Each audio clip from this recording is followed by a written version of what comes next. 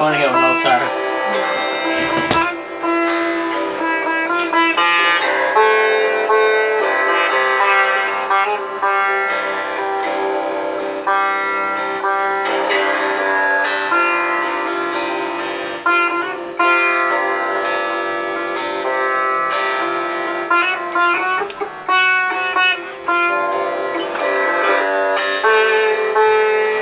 Would you like to come back to my ashram?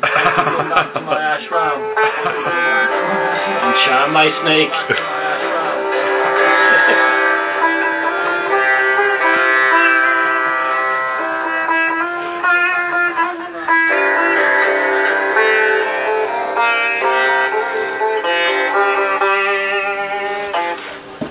Very happy with that, I was.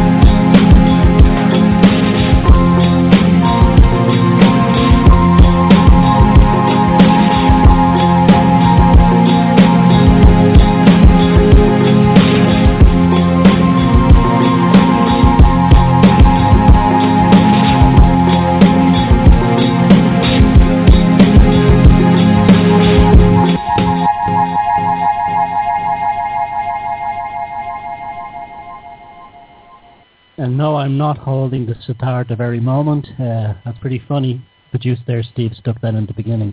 Welcome to the Velocity of Now.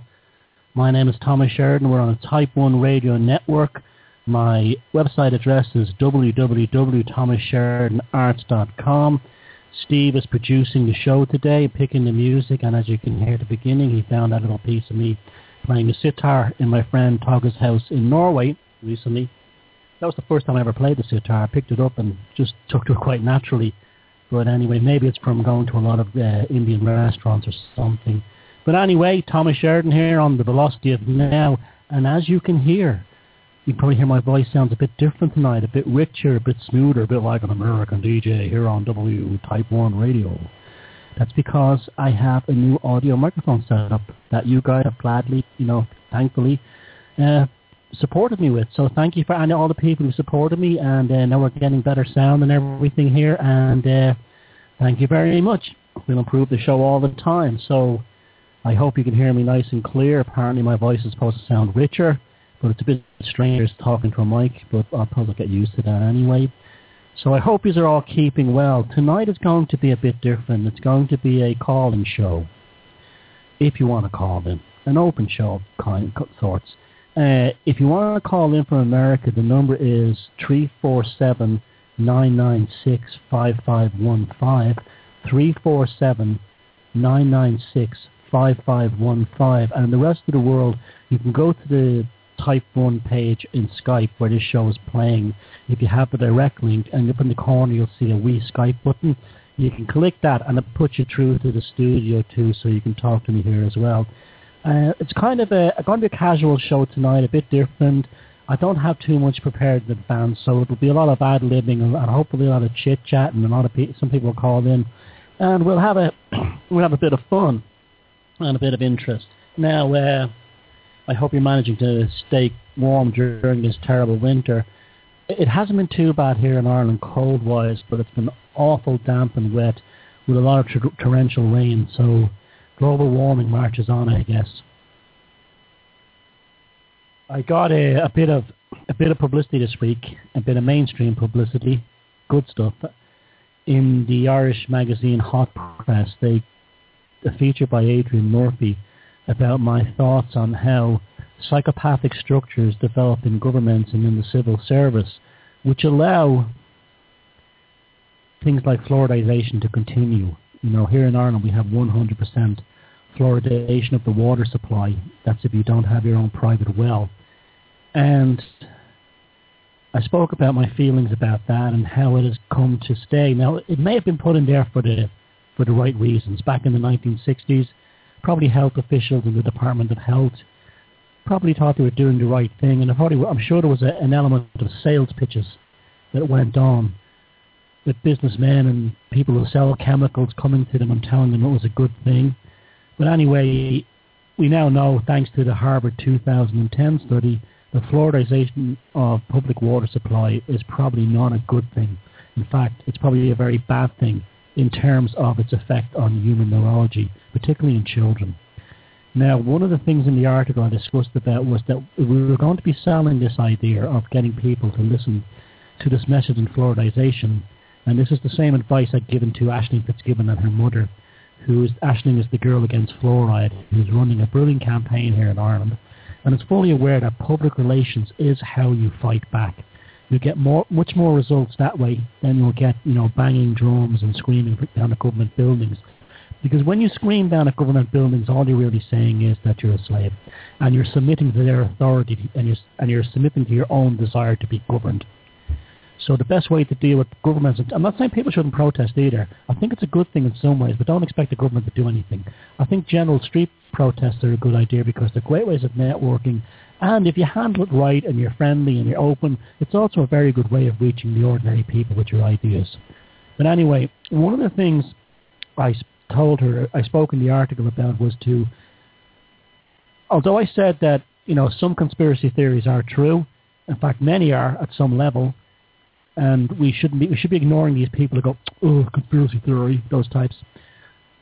We have to avoid putting bullshit conspiracy theories out there when we're dealing with very important issues.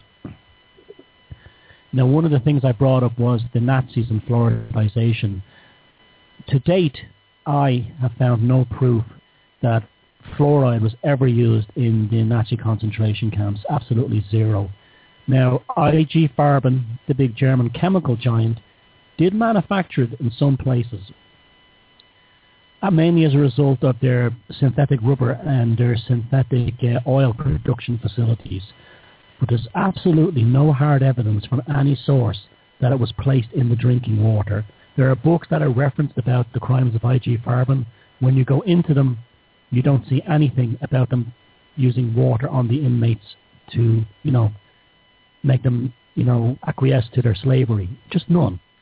And when you say this to people, when you go to people and you say things like, did you know the Nazis put fluoride in the water? The average person, especially someone who's not woken up, will think you're a nutcase because they will find it very offensive. You have to be very careful of the language you use. And all they have to do is go out there and find, for every one proof of it, which is basically nothing, other than maybe Alex Jones shouting or some right-wing conspiracy theorist from the American Bible Belt, there's nothing. But there's plenty of evidence on the other side that it was never used. So you're very easily demolished. So you have to be very, very careful of the language you use when you talk to people. And that was one of the things I mentioned. Another thing I mentioned was about the pineal gland.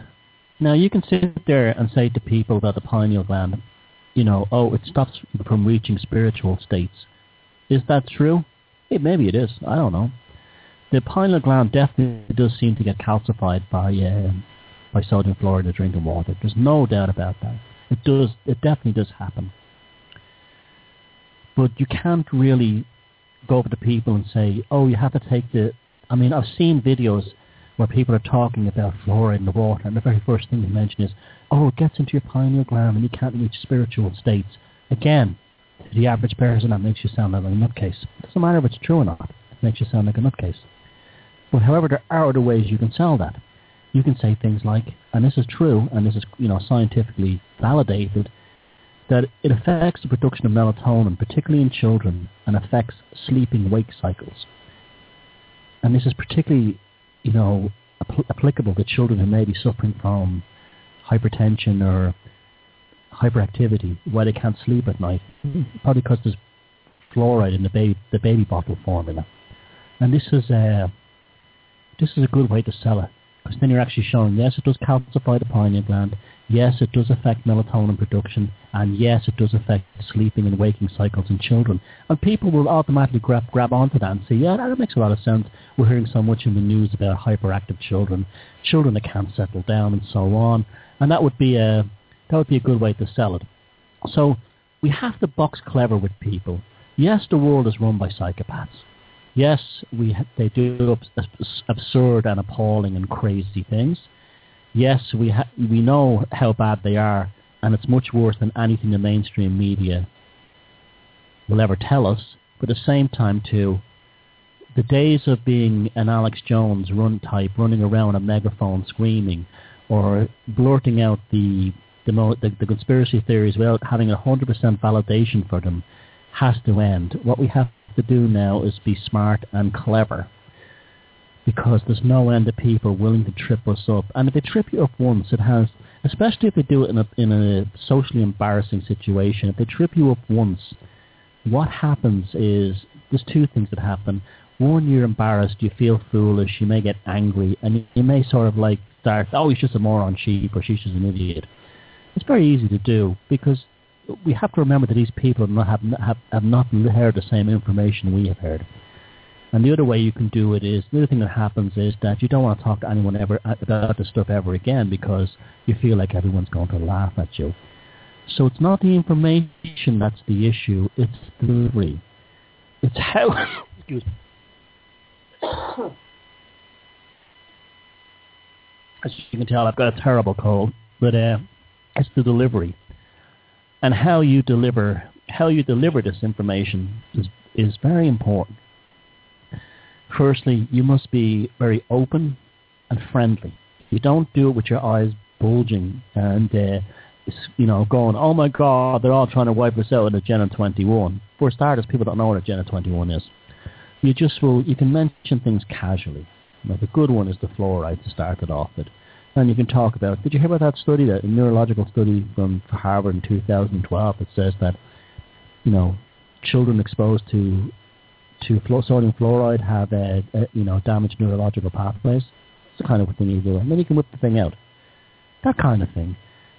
Nobody likes corporations, so you can always say, oh, it's just a bunch of corporations trying to rip us all off. They don't care. They don't care who they poison. And then you can mention other things they've done, like thalidomide and DDT, and you suddenly have someone's interest. You have it in such a way that they're thinking to themselves, oh, this person is rational, they're reasonable. You don't go in with the hardcore stuff right away. Unfortunately, when a lot of people wake up, they become almost like evangelical Christians, and they go head first in with all the hardcore stuff. I'm not saying the stuff isn't true. Some of it is, some of it isn't. But you've got to box clever and pick the ones that are bulletproof, because you've got to have a bulletproof message. I know there's a lot of these skeptics out there they're as batshit crazy as anyone. They're the most batshit crazy of all. I'll give you an example of that in a little while. But you've got to make sure and check everything. Now, one of there's there's memes that are flying around in the conspiracy world that are just bullshit, and and they're so easily demolished. But because they sound exciting, they sound fun, they sound a little bit mysterious, doesn't make them true. And one of them is the Israel ISIS-Ra-El thing. This is I think this first came to my attention when the intellectual giant Charlie Sheen demonstrated it on his one of his YouTube videos, and immediately I knew this was wrong. Israel is just Hebrew for a covenant with God. It has nothing to do with Isis, Ra, and El, and all this other nonsense that comes out of astrotheology, which is 90% of that is very dodgy ground as well. It seems to be, it seems to be like someone decided, it's almost like, we need a flavor between mythology and astrology. I know, let's create astrotheology. And that's really what astrotheology to me seems like a lot of the times. Some of it is absolutely bonkers, like Jupiter is the Jupiter. I'm on. Give me a break. You know, it's like I said the other day, Alabama is Ala Obama, you know. I mean, it's just ridiculous. I'm not saying there isn't interesting origins to words, and words don't develop interesting synchronistic or synchronistic meanings afterwards. They most certainly do.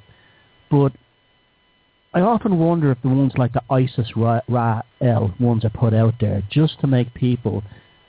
See, people don't check. This is the problem. We have to check. It's one thing to see the world like a poet and to see the world as metaphor and allegory. But something's either true or it isn't. And you can't be going around, I demand truth. I demand truth. You know, I'm sick of the mainstream media. Did you know that ISIS Ra-El is what Israel comes from? You know, and they say it with incredible arrogance at times and incredible self-righteousness because, and if you look at the only source they have for it is they saw a video on YouTube made by someone called Reptilian Reality 2012 or something like that.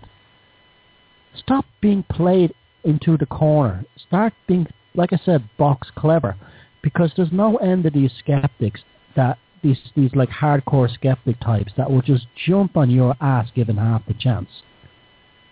They really will. And they'll gloat and they'll do it in such a way that you'll feel, even if what you're saying is right, they will find one little aspect, one little micron, even if it takes, of your information that's blatantly wrong, and then they will use it to demolish the rest of your statement. So you have to be very careful on how you approach these things. Now, a lot of these skeptics are absolutely batshit crazy as well. They really are out of their fucking minds, a lot of them. The latest one seems to be, and this is one I have to hold my hands in my head, and just there's no words for it. They seem to have got it into their heads that the Nazis had nothing to do with the occult, nothing at all. This is the new thing, and they're convinced that the Nazis and the occult, even though there is a vast canon of real history supporting it. Real history, real books, real archive statements. They've got it into their heads that the Nazis and the occult was just a conspiracy theory. That's what they've got it into their heads. And how they've done this is, and I'll tell you how they've done it. There is conspiracy nutjob stuff out there about the Nazis and flying saucers.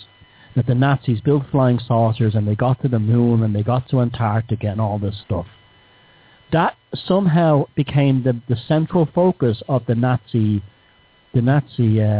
occult thing, because it tied up with like the Vril Society and the Thule Society and all this kind of thing. Now, the reason why that ended up getting tied up with that is because the Vril Society wrote a fictional novel back in, I think it was 1919, and how spooky is that? Just said 1919 on my computer. Talking about a spaceship that was built to send Aryans to the moon and to other planets. And this became the basis of a kind of a belief in the Nazis and aliens and flying saucers and UFOs. The Nazis were not particularly concerned with space exploration. They were building rockets to bomb people. They were not particularly interested in aliens or anything like that. They were interested in the cult big time. They were interested in the cult because they understood the power of magic, what magic really is, the changing of human consciousness, the changing of human belief within this reality, to alter people's consciousness by getting into their minds. And they understood the power of ritual, especially in a kind of, you have to remember, Germany at that time was post-Christian, so there was a big kind of ritual sort of vacuum that had to be filled. Germans, even though they were Lutherans in certain parts, were traditionally hardcore Catholics. That's why some of the biggest centres for Catholicism were in Germany for the longest time. And that need for ritual, coupled with this sort of Teutonic witchcraft, was denied to them. And people like Hitler and Goebbels were fully aware that there was the hidden ghosts of the Germanic soul were there to be tapped. they were missing two things. One was ritual, because that would have given salvation in the time of chaos during the Weimar Republic.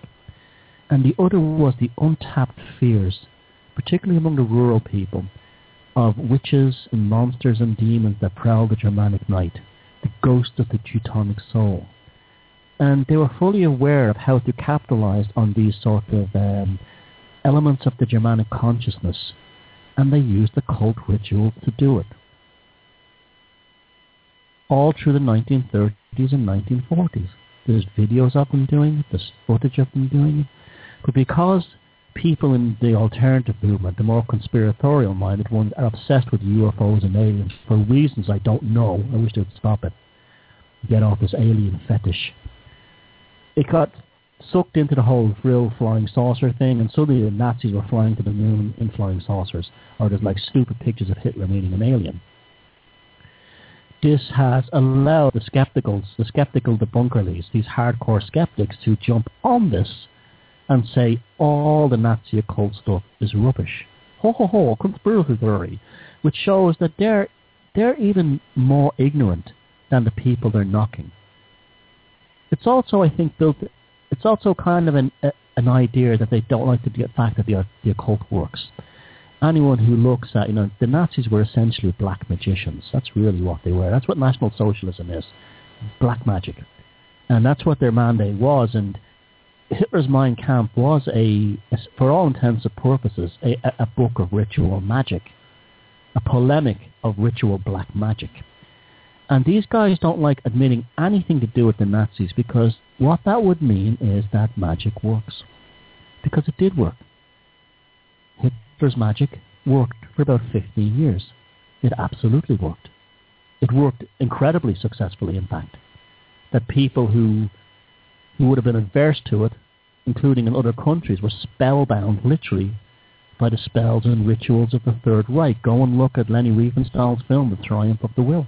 Just look at it. It is an esoteric mindfuck. These guys knew what they were doing. The torchlit processions, the banners of the martyrs, the blood of the martyrs, the blood of honor, you name it. I mean, I'm reading books at the moment, there were actually statements taken from Hitler Youth right after the war ended, and it's just remarkable. Like, they were having these sort of like pagan black magic christenings for their children, where the baby would be brought out on a Teutonic shield, and then the rune of life would be drawn in the baby with the parents' fingers, and then they would sing these like hymns to the Führer. I mean, folks, this is pure black magic. SS weddings were exactly the same way.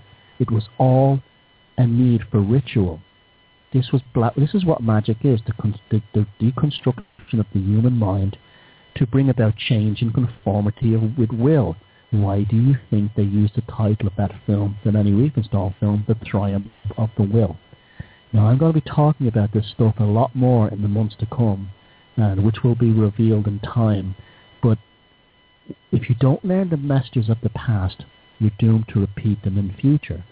And this is why they're now encouraging these sort of skeptical morons to make fun and belittle and say that the Nazis didn't have an occult history, or a powerful sense of occult ritual, for the simple reason that Obama used the same system. Obama used all the same ideas, systems, and mind control, mass rallies, all the buzz terms that change, hope, all these kinds of things. All the magical ritual spells where the word hope or change is put out there, but they don't tell you what it's changing to. And hope is a word that means nothing. Interesting stuff. And this is why they do not want us to know the past. We human beings are a lot more closer to our Middle Ages and medieval ancestors than we get, and even our Babylonian ancestors, than we realize. It doesn't matter how modern you are, how progressive you are. There's no difference between somebody standing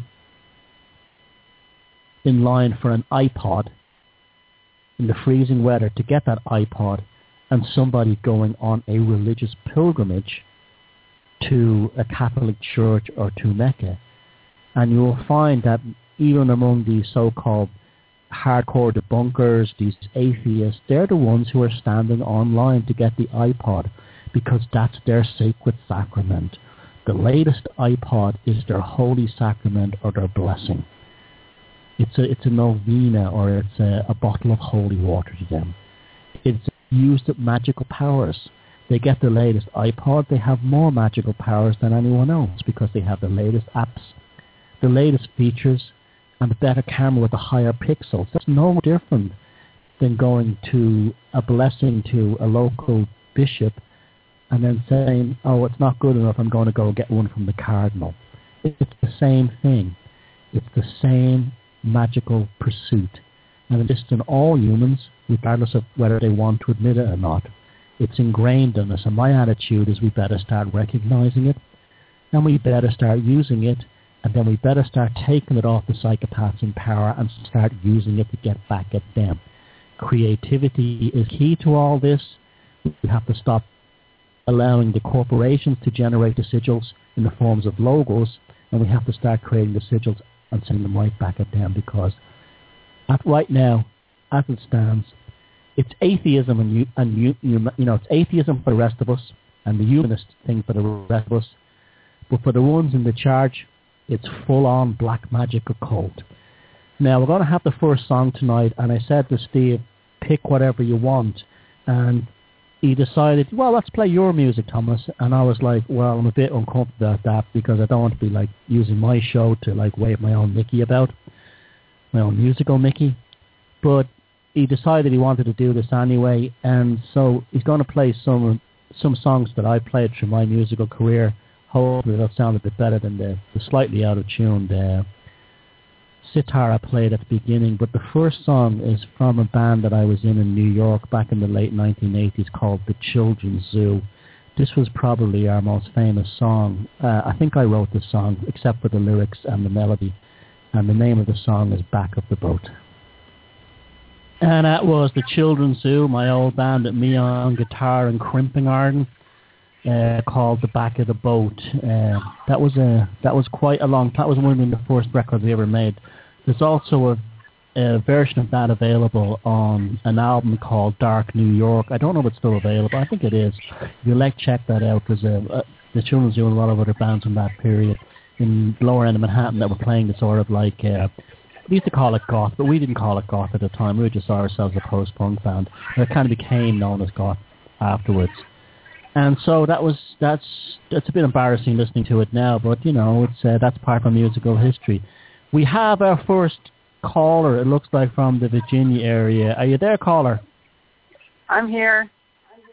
Is that Kira? Hey, yes. Welcome back. I was hoping you would call in. Thank you. I was hoping. Yes, I'm here from my headquarters at the local McDonald's so I can get Wi-Fi. So. Using the man for something good. Yep. And I that kind of brings up a point about one of Obama's promises. He was going to get rural America connected to the internet, which hasn't happened. The only choice that I have living out in the country is satellite, and it's not reliable at all, and it's very expensive.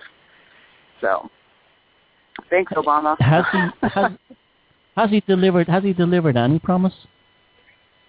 Well, he pushed through Obamacare, but it's sort of a monster because really the only thing that would have made sense in the situation we're in now actually is socialized medicine. But now, it's just a big favor for insurance companies because you're still going to get a whopping bill at the end of it, and it doesn't improve what the actual problems are with our system, which is it's based on insurance companies who do whatever they want, and then you have these ridiculous sideshows that are going on with contraceptive coverage, which is ridiculous because the argument out there in the media is that women are getting contraception for free.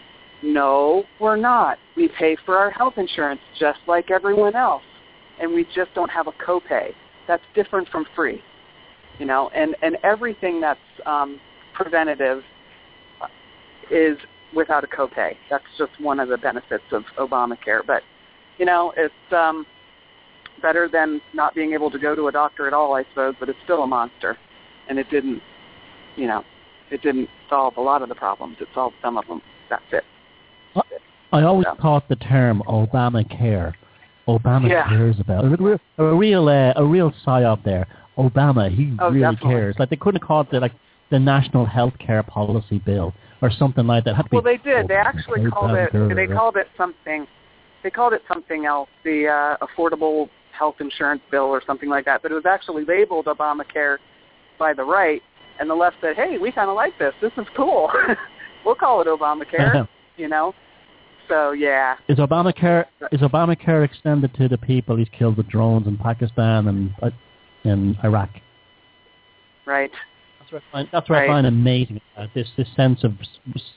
I was watching some discussion on some liberal group, and it was like the name of the group was like Being Liberal and that kind of thing, and they were talking about how Obamacare, and I was like, this is a guy who's rained drones down on the Middle East, killing families and children, and they're talking about him like he's some kind of saint, Right. Yeah, it's hard to wrap your brain around. It really is, because the way he's presented is, he's the next Messiah. He's going to save everything, but not quite. And in some ways I can see how, for myself, I kind of fell for it because, insurance is a big problem. Healthcare is a big problem, and everybody naturally wants to solve that problem. And so when you have someone up there saying, I'm going to solve it, you're like, yeah, but no, And for myself, too, I need access to contraceptives. I don't want to, because pregnancy is a potentially lethal situation for me. So that sort of hits my buttons, And he was out there saying, you're all going to have access to contraceptive coverage. So, I fell for it. So. This would be, by contraceptives, this would be like the pill. Yeah. Things like that. Mm-hmm. Yeah, well, that would have been actually something that would have been worthwhile doing for a lot. I mean, and so that's not happened now. That was just all talk. Right. Yeah. It was just to get women to vote for him. Well, that's what I was just going to say. Obama reminds me, politically, he reminds me of a guy who you met who promised you the sun, moon, and the stars, had a one-night stand, and then the next morning he forgot your name. That's what his political range seems like to me. Yeah, I think that's what America's feeling now, because a lot of people who voted for him actually twice, are really disappointed, and they're liking all the memes that are saying you suck now, So, yeah, a lot of people are very disappointed, but that's what happens when you promise things that are undeliverable, really, just to get elected. Talk about contraception, failed contraceptive or whatever. Did you see that article I posted about the Vatican and the Pope releasing those doves, and they were torn to bits by a raven? No, it was a rook and a seagull. Did you see that? No, I didn't. It's in today's Daily Mail. What happened was that they were having doves of peace for the Ukraine, and they had these kids throwing these doves out the Vatican window where the Pope was, and it just becomes this horror show. It looks like something from the Middle Ages. Immediately, this enormous, demonic-looking rook, which is kind of a raven kind of thing, the one with the black head and the grey body, comes swooping down, ready to eat it, and so does this massive seagull. And the whole thing is just unbelievably creepy. And but at the same time, the absurdity of it, I feel sorry for the doves and all that stuff. But it was it was almost like when you see that article later, you'll just see there's one central picture of the rook, the seagull, and the dove, and it looks like it's like it's like a horror movie. You couldn't have planned better, this scene. It was like if you read into synchronicity and synchronistic ideas, you do wonder about it. Now, the dove is an interesting one as well, because a lot of groups that are not very peaceful, like Sinn Féin, use the dove as a symbol. I find that ironic. It is. But yeah. I mean, I don't know how. I mean, it's just I don't know. I know you have a lot of connections with Native American sort of spirituality, and it runs very deep in your own family. And would you have any insight on that? Would it have a symbolism or anything like that? About the dove or birds in general? About the whole event, like that took place. That like here was the Pope releasing white doves and a raven and a seagull ripped it to bits. I mean, to me, putting on my sort of like the Omen kind of Alfred Hitchcock thing, it would seem like a very bad sign or something. I wonder, Well, I wonder because, the native spirituality thing is really, it's about balance and the balance that is observed in nature. And part of that is that in order for you to keep going, you actually have to eat. And in order for you to eat, things have to die. And that's one thing that most people really can't come to terms with. In order for me to continue, this chicken has to die. But that's part of native spirituality that a lot of other cultures or spiritualities or spiritual traditions don't really deal with. And that's why you have the whole argument about... And for the tree to grow, I have to die. Right. I mean, is the balance of nature. I know, and it's like when you have these vegans and say, we shouldn't have horrible... I'm against horrible factory farming. Of course, we all are. But these people who deny that there's any kind of that system ever existed. I find so many of them are New Age heads who dress in native clothes, and yet they're all like vegans. Right. I don't get that. And you'd be hard pressed to find a native vegan. I'm sure there's a few that live in the city, but generally, really, I would never torture my son by not feeding him meat because he needs it. Native babies grow extremely fast, way faster than other babies. My son is 8 years old and he's 5 feet tall. Really fast. He was like 6 pounds, 21.25 inches long, and by the time he was 6 months, he was the size of a 1-year-old. And you need meat in order to have that kind of growth, that really massive growth. I was almost 6 feet tall by the time I was 13, so. You need meat for that.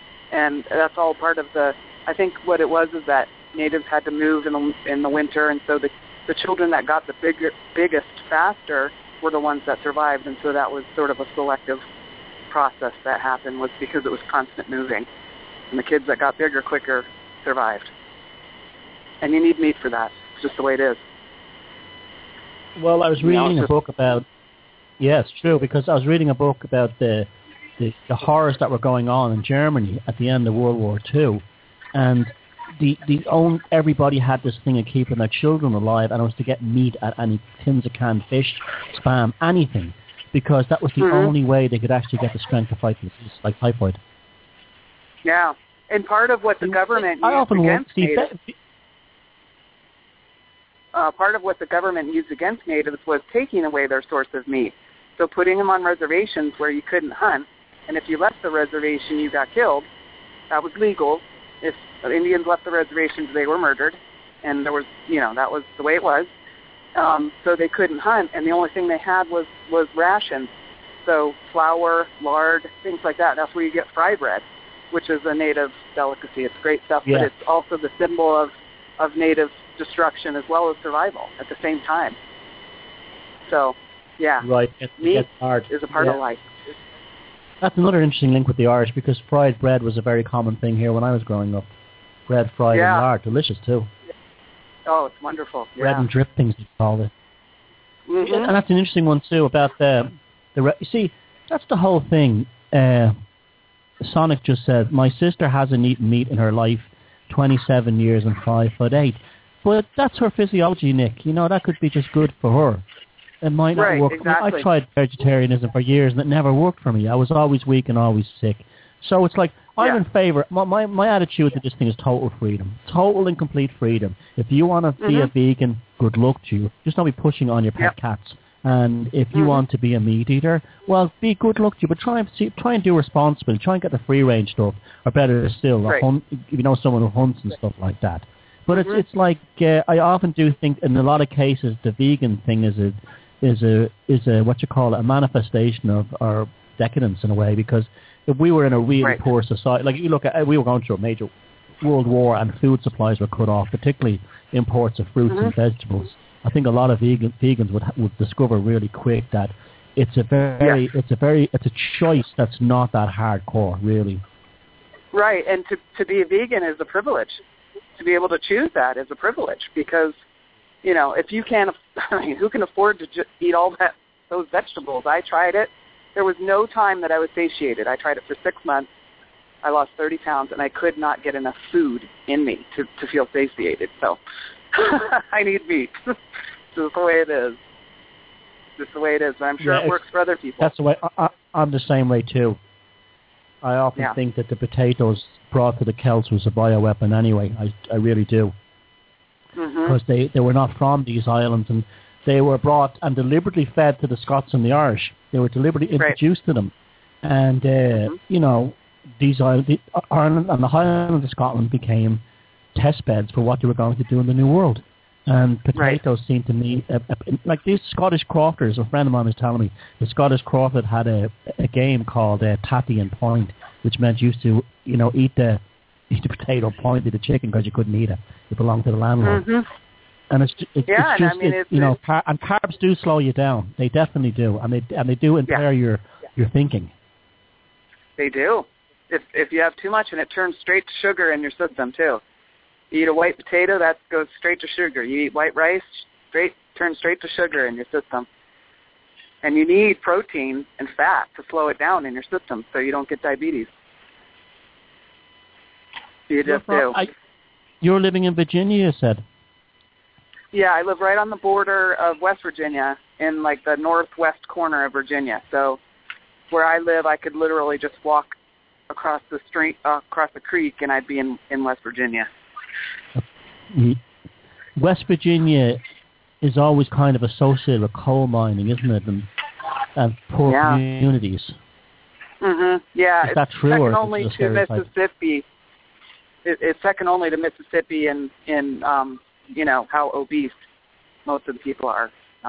And obesity is a direct correlation to poverty. And it's because the only thing people can afford to eat are carbs. They can't afford enough. Was your back? Yeah, that's exactly it. A wheat, and all these other. If you look at all these fillers in these these instant foods or fast foods, there's literally no food in them. Nothing. So the situation of people are massively obese. They're massively obese and they're starving. Exactly. Same time. And I spent most of my life not being able to absorb the food I was eating because I was intolerant to gluten and didn't know it. And I went to doctor after doctor after doctor, and they told me I had fibromyalgia. And fibromyalgia means we don't know what the hell is wrong with you or what to do with you. That's what that means. They just have to be able to charge insurance. But when you're diagnosed with fibromyalgia, that means we don't know what's wrong with you. And 9 times out of 10, it's something you're eating. And I had to figure it out myself because I was becoming more and more crippled as the years wore on. Yeah.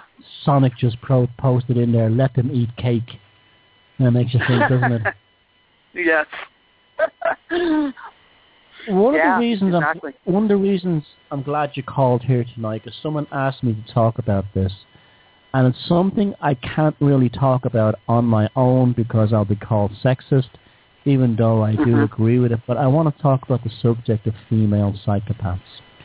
Right. The reason I think I was probably unique, certainly at the time I came out, in saying that they're both there's males and female psychopaths in equal numbers.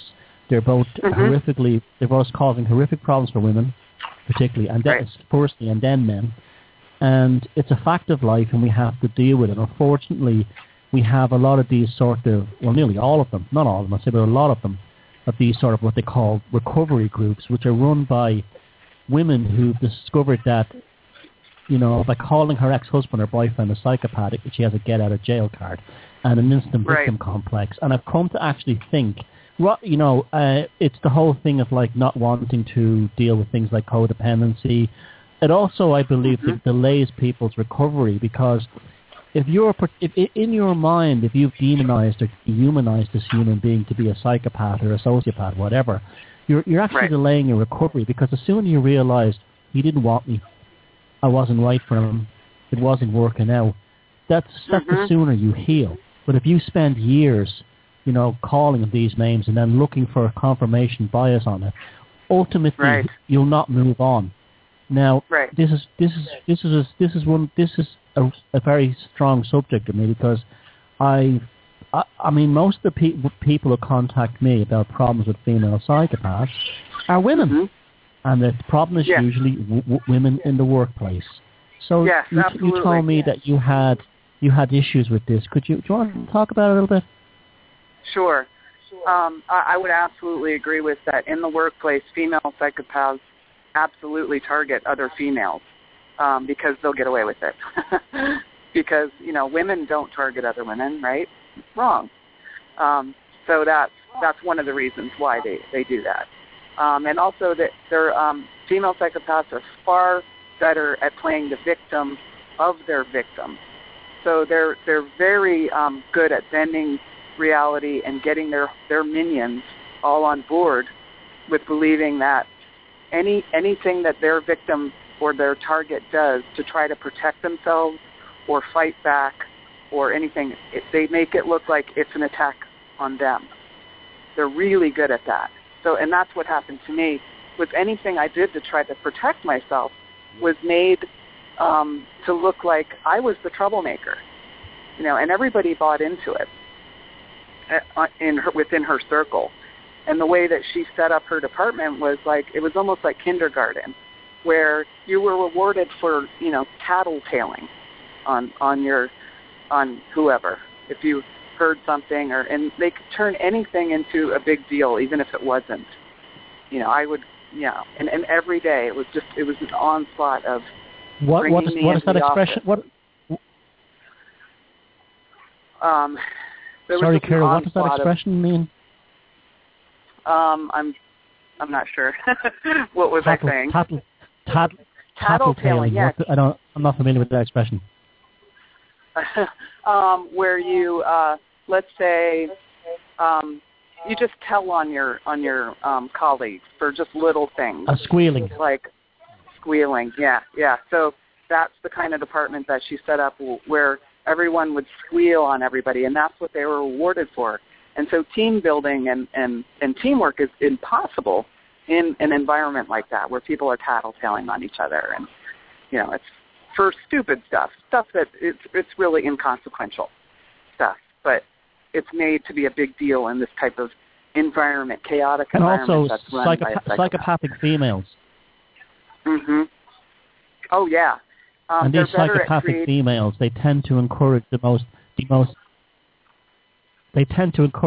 negative imagery of women among men. I've noticed that they'll create they'll find the worst aspects in a group of women, bring them out, and as a result, it brings down all women.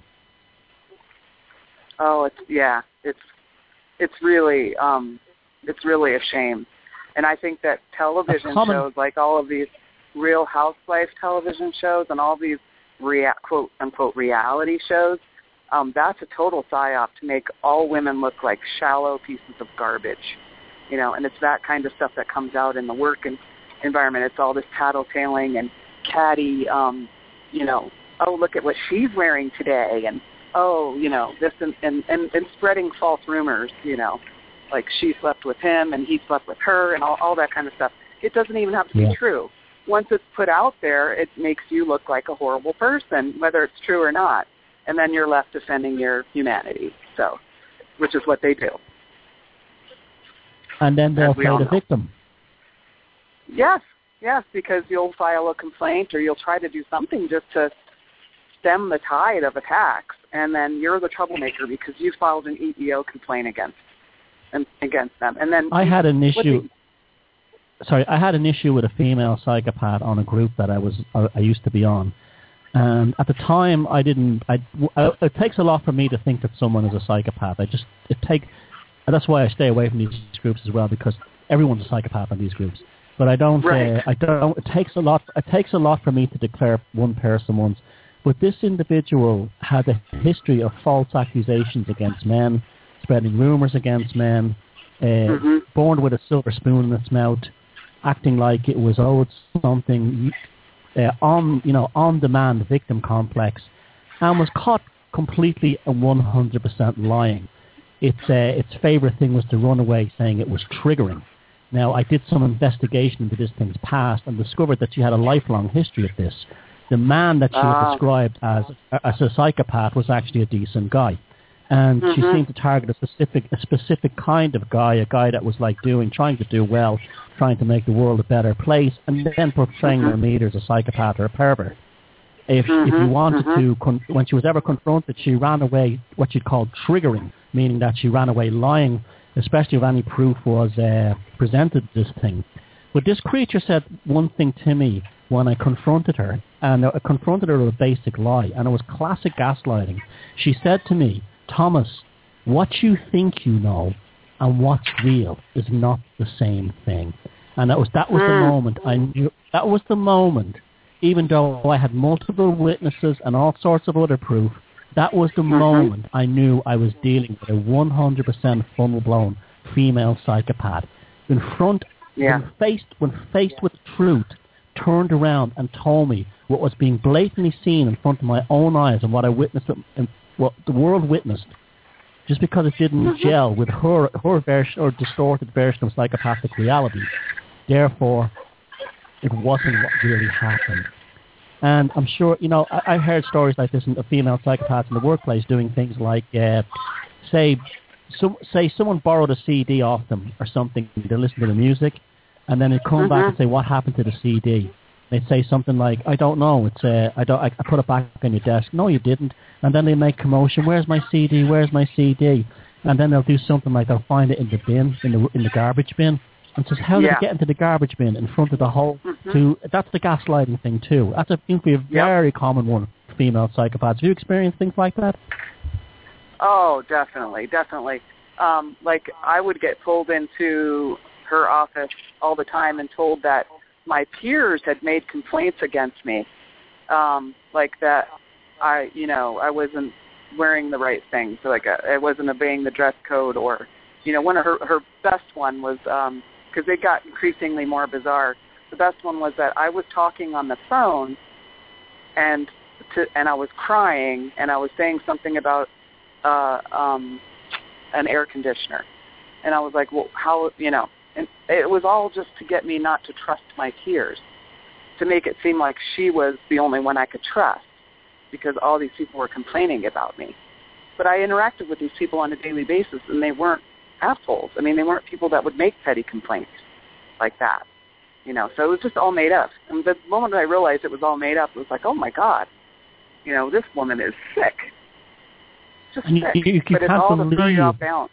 You can't believe they can't believe the level of the lie they tell, and the whole idea, like this creature I dealt with, the whole idea of telling the lie is to basically throw a bomb at you, so you have to defend your own humanity while this thing runs away, and it's like you try to deal with the flack. The best thing, as we all know now, is you keep your mouth shut, because eventually everyone else figures out this beast for what they are, but. They want you to rapidly defend yourself. Listen, Kira, could you stay around after the next song? Because I want to talk a bit more on this in relation to how they target men. Because I think that's what the issue that person was asking me about. So the next song that Steve has lined up is another one of mine from actually my current band that kind of casually keeps on going. This is Rheumatism by the Sulphur Factory.